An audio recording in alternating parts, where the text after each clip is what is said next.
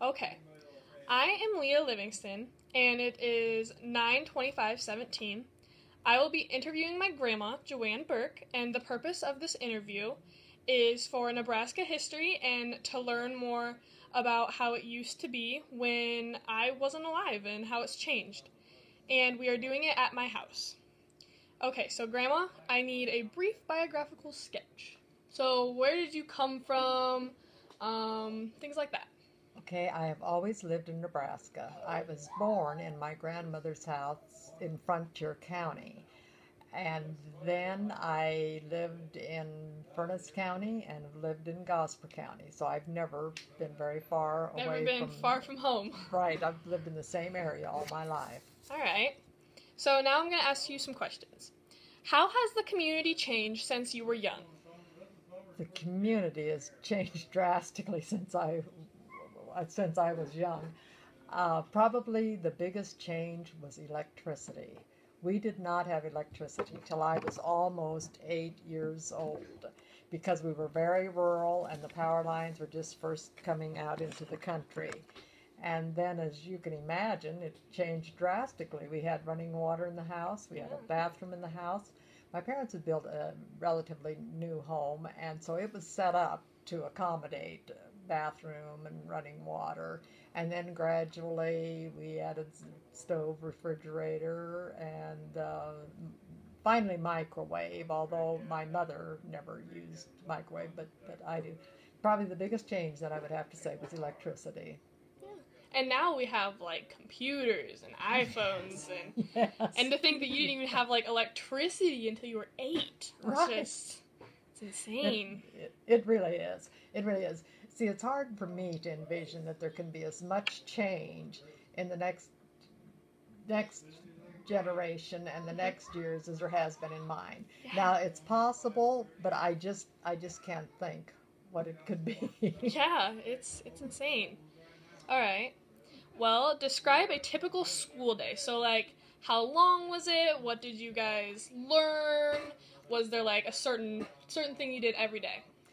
Well, yes, there was. And at that time, the school day was 9 o'clock in the morning till 4 o'clock in the afternoon, and that was just standard for everyone. I went to a one-room school that was grades 1 through 8. There was not any kindergarten, and we learned a lot from the other classes and the other students. There was one teacher, and the children in the school probably averaged 12 to 15. That's a total children were in this one-room school. The classes were really quite basic: reading, writing, arithmetic, geography, some type of a health or science. I'm not exactly sure how they labeled that. And I come back to penmanship. Have you ever heard of the old Palmer method of penmanship? It was doing lines up and down. Yeah, I think you showed me. Okay. I think you have. Okay. So now I've commented on that different times because now it's all you go right to the computer. Penmanship is not. It used to be that a great penmanship was prized. People were honored for having great penmanship. So it has changed drastically, but still I feel like we got a very good education. Yeah. Did you guys have like homework and stuff? We did. I don't think we may have had the homework that you have because we simply did not have any sports. We had recess. We played 21 Skadoodle, Fox and Goose in the wintertime. Henny over, you threw the ball over the schoolhouse. One side caught it, and then the other side caught it. If you caught it, you got to run around, see if you could tag someone. Yeah, yeah. So it was different. Was there like a dress code at your school? Like, did you guys have to wear a certain thing? There simply was not a dress code, but everyone dressed quite the same. We only wore dresses to school. We did not wear slacks or jeans, and in the wintertime we would wear like long stockings, and there wasn't a dress code. The boys wore blue jeans and just plaid shirts, and people didn't think about dressing or dress code then like they Do do now. now. Yeah. Right. Um, what did you guys do for fun or entertainment? Because, like, now we have movies and all sorts of cool things like that. What did you guys do? Okay. We did not have, the entertainments you have nowadays, but we always seemed content and happy, and we made up our own games. We did go to Eustis, to the movie theater, occasionally, and that was definitely a treat. I might also add that probably most of our entertainment was centered around our church and our church activities. We had a parochial school, and we did things there, and also we probably had certain chores more than children do nowadays, because we milked cows every morning and every night. We milked cows. We fed chickens. We had chickens. We gathered the eggs. Then after we milked the cows, they would separate the milk, the cream from the milk, and then we would feed that to the hogs. Probably, we didn't really consider it entertainment, but it was just something that kept us busy. We were busy. Yeah, that makes sense. Yes. Since you guys lived in the country, how often did you guys get to go to town? We went to town once a week, usually on Saturday night. We sold the cream, we sold the eggs. My mother got groceries. My father would go to the hardware store and get a few nails, a few repairs. And I just don't recall them hardly ever going to town more than once on Saturday night, because actually our church and so forth was in the country also. Mm-hmm. So that was there was no need. No need, right? And no one else did either. I mean, no one else went to town much off. That was about the standards. So. Yeah. What was special about holidays or Sunday? Okay, holidays were usually family affairs when we gathered at my grandmother Ficken's. Okay, Sundays were a very special day. Being a Lutheran German, you went to church on Sunday morning. You just didn't even think about it. You just went to church on Sunday morning. Then you would come home and have lunch, and then the rest of the day you were off. We just practically never worked on Sunday. Part of that probably goes back to the time when the farmers, I can remember when my father used horses to farm, and the horses had to rest, was part of it. But that was a typical Sunday. That was just it. Yeah. Let's see. Were you around during the Great Depression? No, I really wasn't. I was born in 1940. Mm-hmm. So I heard a lot about the Depression, the Great Depression, and I think, my parents lived through it.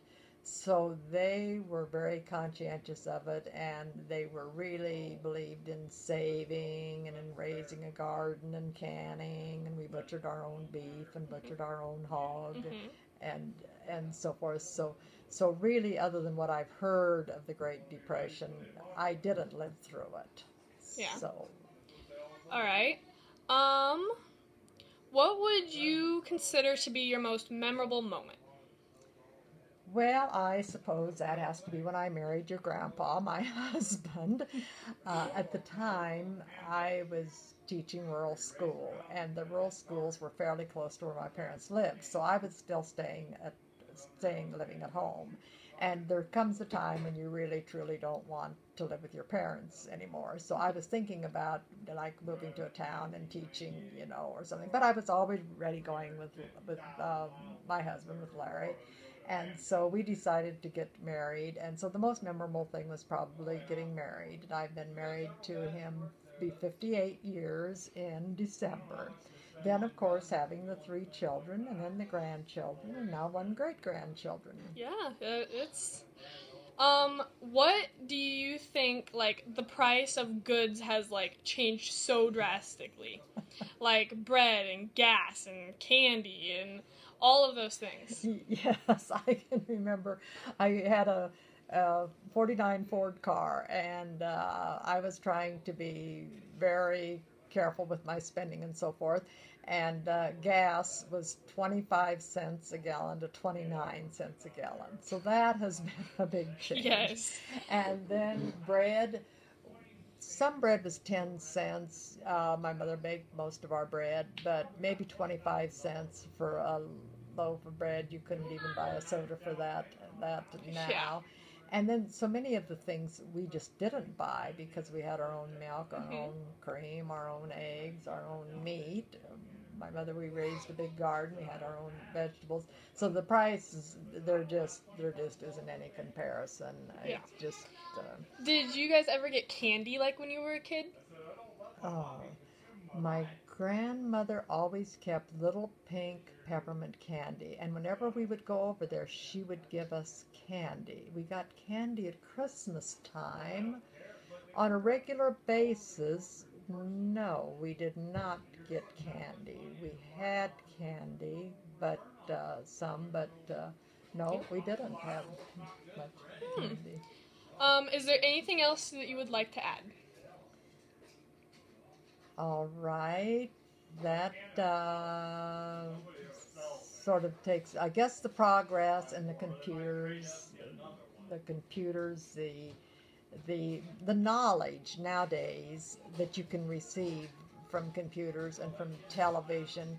We were rather isolated. Granted, we did get a newspaper. We had Rural Mail, which was delivered daily, but the speed of travel and the speed of information.